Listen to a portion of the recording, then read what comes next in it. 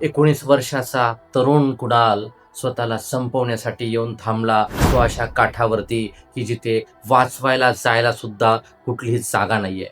आई वडिलांची विनंती सुरू आहे. ग्रामस्थ सगळे सांगत आहेत की हे जीवन पुन्हा नाही आहे. परंतु आयफोन दिला नाही म्हणून त्या हट्टाचं रूपांतरण वादात झालं. वादाचं रूपांतरण त्याच्या त्या जीवापर्यंत आलं आणि तो म्हणाला की आता उशीर झालाय, मला वाचवायला येऊ नका.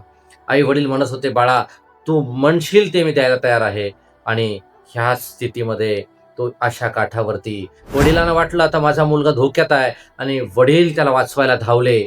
आणि मित्रांनो, तेवढ्यात मुलाचा कड्यावरून कडेलोट झाला आणि वडीलही तिथून कोसळले.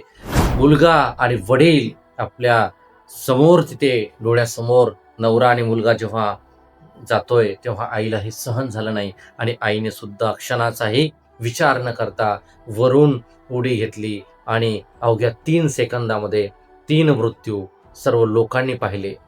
कोणालाही सहन होऊ न शकणारी घटना होती.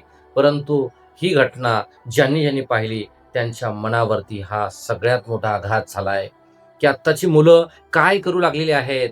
छोट्याशा एका हट्टापायी जीव द्यायला बसलेत आणि त्यांचा जीव वाचवायला गेलेल्या आईवडिलांचा सुद्धा जीव जातो आहे. हे पाहिल्यानंतर एकच गोष्ट लक्षात येते, मुलांनो स्वतःला सावरा. आई-वडिलांसाठी तरी हा असा निर्णय घेऊ नका.